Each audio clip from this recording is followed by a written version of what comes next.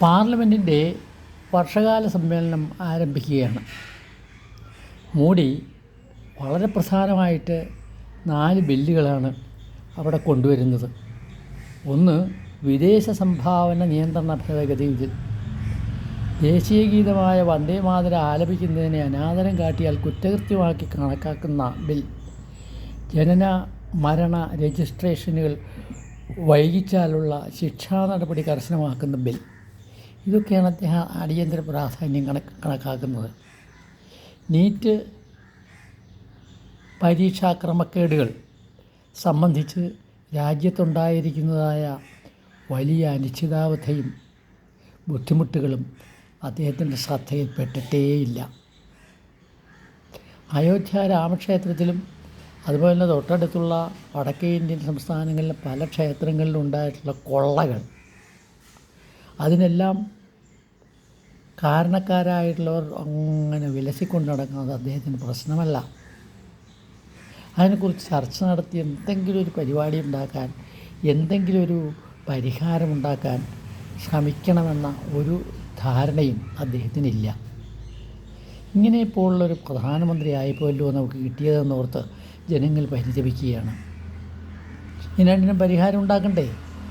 അദ്ദേഹം കൊണ്ടുവരുന്ന ബില്ലുകളൊക്കെ പാസ്സാക്കിയെടുത്തോട്ടെ.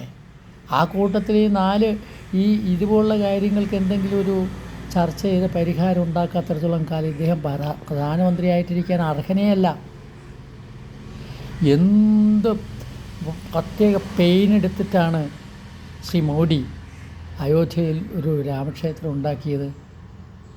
രാവിലെ മുതൽ വൈകുന്നേരം വരെ അദ്ദേഹം ഒരു പൂജാരിയെപ്പോലെ അവിടെ കുത്തിയിരിക്കുകയല്ലായിരുന്നോ? എന്നിട്ടല്ലേ ഉണ്ടാക്കിയത്. തൻ്റെ ആൾക്കാരെ എല്ലാം അവിടെ കുടിയിരുത്തിയില്ലേ? സംഘപരിവാർ സംഘടനകളല്ലാതെ ആരെങ്കിലും ആ ക്ഷേത്രത്തിൻ്റെ ഉള്ളിൽ ജീവനക്കാരല്ലാതായിട്ടുണ്ടോ? മുഴുവൻ പേരും അവരാണ്. എന്നിട്ട് എങ്ങനെ ഈ കൊള്ള നടന്നോ? അപ്പോൾ ആരാധനാലയങ്ങളെന്ന് പറയുന്നത് BJPയെ സംബന്ധിച്ചിടത്തോളം പൊട്ടക്കമ്പനികളിൽ ED അയച്ച് പേടിപ്പിച്ച് പണം സമ്പാദിക്കുന്നത് പോലെ മറ്റൊരു സമ്പാദ്യ മേഖലയായിട്ട് മാറ്റിയിരിക്കുകയാണ് അദ്ദേഹം ഇതുപോലുള്ള ആരാധനാലയങ്ങളെ. അത് തുടരും. നിങ്ങൾ എന്തെല്ലാം പറഞ്ഞാലും ഞാനത് ചെയ്യും എന്നാണ് അദ്ദേഹം പറയുന്നത്. നീറ്റ് പരീക്ഷയിൽ എന്താ സംഭവിച്ചത്? ചോദ്യപേപ്പർ വിറ്റു. ആരാ വിറ്റത്? ചോദ്യം ഉണ്ടാക്കിയവർ, പിന്നെ ഇതിനു വേണ്ടി കോച്ചിങ് സെൻറ്റർ നടത്തുന്നവർ.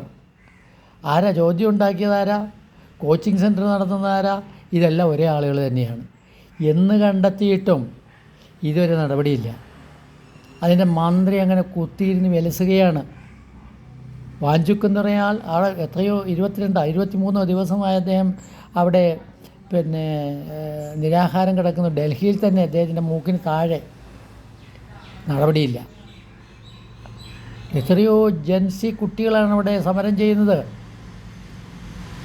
അവരെയൊക്കെ രായ്ക്ക് രാമാനം വേട്ടയാടുന്നതിന് വേണ്ടിയാണ് ശ്രീ നരേന്ദ്രമോദി ശ്രമിച്ചുകൊണ്ടിരിക്കുന്നത്.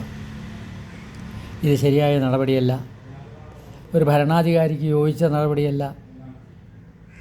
പരിഹാരം കണ്ടെത്തേണ്ട പ്രശ്നങ്ങൾക്ക് മൗനം കൊണ്ട് പരിഹാരമാവുകയില്ല. നടപടികൾ എടുക്കത്തക്ക രീതിയിലുള്ള വളരെ കർശനമായ രീതികൾ കൊണ്ട് മാത്രമേ അതിന് പരിഹാരം ഉണ്ടാവുകയുള്ളൂ. അങ്ങനെ അദ്ദേഹം തയ്യാറാകുന്നില്ലെങ്കിൽ അദ്ദേഹത്തെ പ്രധാനമന്ത്രിയാക്കിയ പാർട്ടി അതിന് തയ്യാറാവണം. അതല്ലേ വേണ്ടത്. ആ പാർട്ടി അദ്ദേഹത്തെ നിയന്ത്രിക്കണം.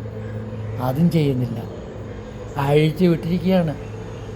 അങ്ങ് വിദേശങ്ങളിലെല്ലാം പോയി സഞ്ചരിച്ച് ഇന്ത്യയുടെ പണം അവർക്ക് കൊടുത്ത് അവർക്ക് വായ്പകൾ കൊടുക്കുന്നു, ചില പദ്ധതികളെല്ലാം അവിടെ തുടങ്ങുന്നു. ഇങ്ങനെയൊക്കെ അങ്ങ് ചെയ്യുകയാണ് ഒരു പ്രധാനമന്ത്രി. അവിടെ പോയി കൊച്ചു രാജ്യങ്ങളെല്ലാം സന്ദർശിച്ചിട്ട് ഇഷ്ടംപോലെ അവിടുത്തെ ബഹുമതികളെല്ലാം നേടി ഇങ്ങനെ പോക്കറ്റിലിട്ട് പോരുകയാണ്. അതിന് വേണ്ടി ഒരു പ്രധാനമന്ത്രി. ജനങ്ങൾ തീർച്ചയായും ഇത് കൂടുതൽ കാലം നീട്ടിക്കൊണ്ടുപോകാൻ തോന്നുന്നില്ല. പക്ഷെ ഒരു കാര്യം നമ്മുടെ പ്രധാനമന്ത്രിക്ക് അറിയാം. അത് മനഃശാസ്ത്രപരമായൊരു കാര്യമാണ്. ഇന്ത്യൻ ജനത എന്ന് പറഞ്ഞാൽ ആധ്യാത്മിക വിശ്വാസികളാണ്. തെറ്റുപറ്റിയാൽ തിരുത്തിയാൽ പ്രശ്നങ്ങളെല്ലാം തീർന്നു എന്ന് വിശ്വസിക്കുന്നവരാണ്. അവരുള്ളത്തോളം കാലം വംശം, ജാതി, മതം ഇതൊക്കെ പറഞ്ഞ് അവരുടെ രക്തത്തിൽ അലിയിച്ചെടുത്ത് വീണ്ടും അധികാരത്തിൽ വരാൻ കഴിയും. അത് ഈസിയായ കാര്യമാണെന്ന് അദ്ദേഹം കരുതുന്നുണ്ട്. അത് മനസ്സിലാക്കാനുള്ള കഴിവില്ലാത്ത കുറേ പുണ്ണന്മാരുള്ള പ്രതിപക്ഷമാണ് നമുക്കുള്ളത്. ആരാ അവരുടെ നേതാവ്? രാഹുൽ ഗാന്ധി. എന്താ അദ്ദേഹം ചെയ്യുന്നത്? ആർക്കറിയാം അദ്ദേഹം എന്ത് ചെയ്യുന്നുവെന്ന്? പത്രങ്ങളിലൊന്നും കാണുന്നില്ല, മാധ്യമങ്ങളിലൊന്നും കാണുന്നില്ല. അദ്ദേഹം എവിടെയൊക്കെ സഞ്ചരിച്ച് നടക്കുകയാണ്. പ്രധാനമന്ത്രി വിദേശത്ത്, അതുപോലെ തന്നെ നമ്മുടെ